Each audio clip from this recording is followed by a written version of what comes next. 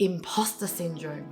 Do you have it? You have it? Oh, I know I've had it, and we all sometimes don't even realize we have it, and I think it happens to Asians a lot. And so in today's episode, us three, Rise and Shine, Jacqui Jacqui Ashley here, Jennifer Ko, and Lynn here to discuss this topic about how we can, build more confidence and stop this whole imposter syndrome from happening to us. So first of all, I like to talk to Jacqui because she deals with these kind of clients all the time. She runs a life coaching business, and often her clients come in with low confidence and feeling as if they're in imposter syndrome. And Jen, first of all, says exactly what is this? You know what it is, but you just didn't know there's a name for it. Yeah. So let's discuss what is imposter syndrome. So actually, imposter syndrome is like, let me ask you this question. Have you ever in your life, or when you're starting a business or when you're starting something, felt like you were a fraud? You feel like you're not good enough. Like you feel like, why are people thinking that? Or like, you feel like a fake. You feel like a fake, right? Because, oh my gosh, who am I to talk about this topic or to teach this topic or to serve this client, because I don't have enough experience, especially for startups or when you're starting a new business, right? I think we all go through that. Even me, right? As a coach starting a coaching business, I did all the courses, certified myself and everything. And then I'm like, oh my gosh, but am I going to be caught out because I haven't had experience? And how do they know that, it does, you go through this cycle, this mindset. So what does it affect? It means, like, for example, you won't charge what you're worth. Correct. You won't charge what you're worth. So you might charge really low rates, or it'll also affect your overall confidence in how you might deliver, right? Your services. Yeah, what do you think? I don't know. I just think that, definitely I know that there's such a feeling out there. I'm just surprised that these days there's a term for everything, imposter syndrome. Who would actually think, right? When Lynn first brought it up, I was like, what? There's a thing called imposter syndrome? Yeah. But there is. But the question I have for you guys here is this. Even though we've done all the training, like Jacqui say, in any profession, when you're starting out, you feel like a fraud, you feel like a fake. Let me ask you this question. If you studied like many years out of nursing school or medicine school or being a dentist or whatever professional, a lawyer, an accountant, when you start your business, do you feel like a fraud? You don't. So why is it, my question here for Jacqui and for Lynn and for all of you is, why is it that when you finish your study in a certain profession, you come out and then you're very proud, oh yeah, I'm a lawyer or I'm an accountant, I'm a doctor, whatever, and you're fine with it. And you've got no experience either because you just come out of uni, right? But when it comes to doing other professions such as, marketing, anything else. Maybe it comes down to not enough experience. And it is true. In a way, I think the good side to it is it humbles you. It kind of makes you feel like, you're not so cocky. You're not so like overly confident. But I think for me, when it happens to me is when I haven't had enough practice, right? So I think for me to deal with it, but it's good to be aware and to stop it on its track, right? So knowing that, I don't feel as confident in this, but all I'm gonna do is I'm gonna practice more. I'm going to try it out on the service or the things that I'm doing more often, because with practice you feel more confident, and then over time you can feel more confident. A lot of people do not do this or don't remember is that often when we're starting something new, we forget about all the experiences that we've had leading up to this.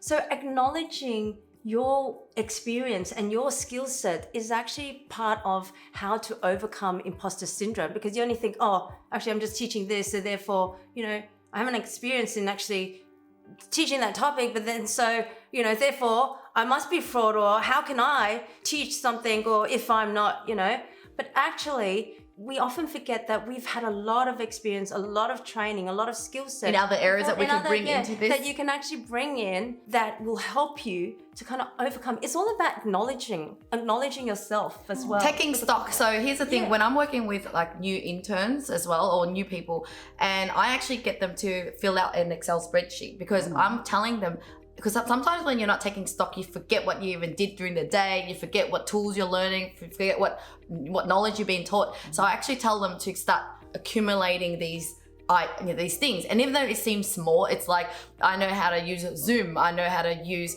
Canva. And sometimes if you don't take stock, you totally forget about it. And when you create a resume or when you tell people what you're good at, those are actually some of the things that are key. It's like, if I'm hiring a new person, I want to know that they know how to use these softwares. And even I myself, unaware as well, but then when I see, if I was to read someone's resume and they took stock of everything that they've done, that would actually make them a winner out of all the other applicants. Yeah, I think that's a really, really good idea. So, I used to always advise clients who were doing their resume, think of your resume as not a resume for a particular job. It's your life experience. So every time you build a skill in a certain area, write it down, because that also helps you for your next phase. And sometimes we forget all of the things that we've learned, or all the things that we've done, or That's right. all the achievements that we have. So it's And sometimes people are willing to train you. Like, for example, you might not have experience in marketing, let's just call it, but for this particular client, you have experience in nursing. I don't know, whatever. But the industry itself, sometimes as an employer, they might go,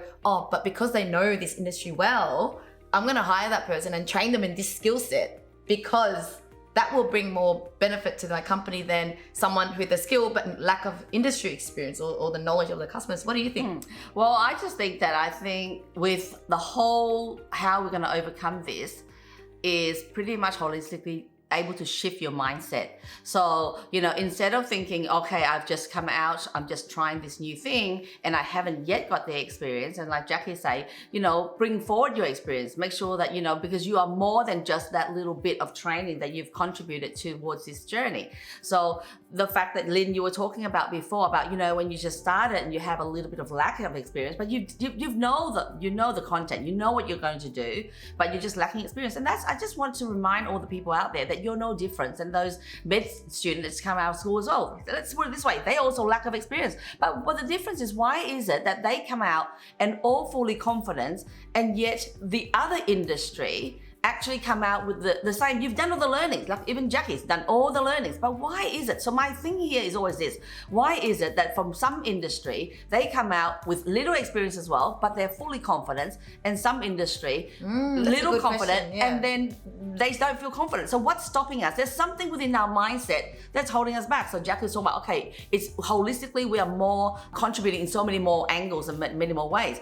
And yes, with experience, everybody will be more confident. Yeah. So I'm just thinking, as you're saying now, it made me think, like, even if you're a housewife, the fact that you can project manage, multitask, that you can, always one step ahead of your kids and your family and your time management, etc. Those are skill sets that it's valuable to any job that you might have. Correct. The busiest mums are the best, most organized people, because they have such busy times. They need to be organized. Yeah. Right? Yeah. So what are some of the aha moments for your clients who, when you work with them on this matter, like what usually happens? Well, actually learn to acknowledge themselves where they're at, because you've got to start somewhere as well, right?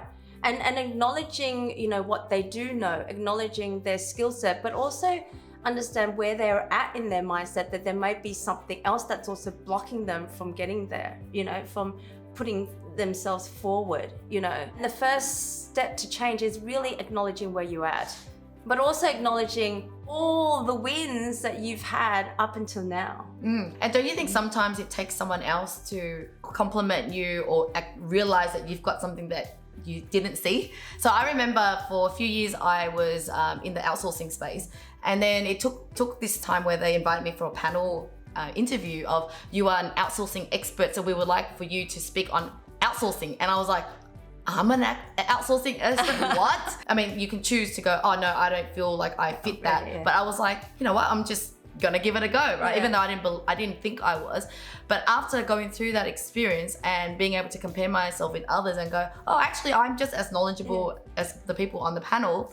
And I walked away going, aha, I actually am the expert in outsourcing. And so it actually takes someone else sometimes to tell you. And so I feel like sometimes you have to surround yourself with friends, mentors, and then ask them even a question. What do you think I'm good at? Yeah. And what do you see? Because sometimes you see talent about me that I don't even see. Yeah, and I take it for granted as well. Yeah. Sometimes we've grown and we forget how far we've grown. And it's like when you hear noise, you hear the same noise all the time, it drowns out and you don't even notice. So when Lynn goes through, or anyone else goes through massive growth, and they forget that they've grown, and that's a very important thing to remember. And it's other people who see that value in you.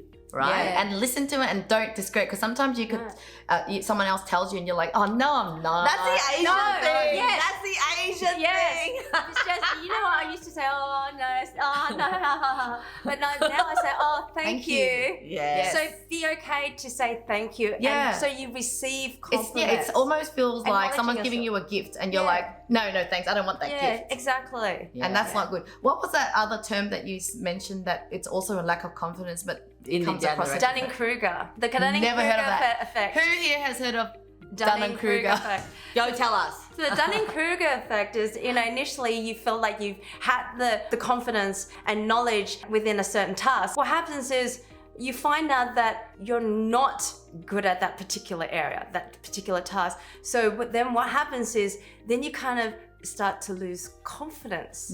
So you pull back.